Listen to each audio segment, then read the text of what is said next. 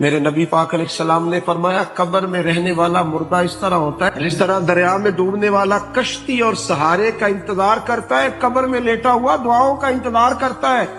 وہ وہاں لیٹا انتظار کرتا ہے کہ میرا بھائی میرے لیے دعا کرے، وہ انتظار کرتا ہے کہ میرا بیٹا میرے لیے دعا کرے، وہ انتظار کرتا ہے کہ میری بیٹی میرے لیے دعا کرے۔ دعا وہ قیمتی تحفہ ہے جس وقت قبروں میں جانے والے بھی انتظار کر رہے ہیں۔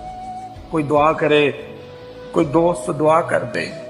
اگر کسی کے بچے لیٹے ہیں تو وہ ماں باپ کی دعاؤں کے منتظر ہیں، دوست لیٹے ہیں تو دوستوں کی دعاؤں کے منتظر ہیں۔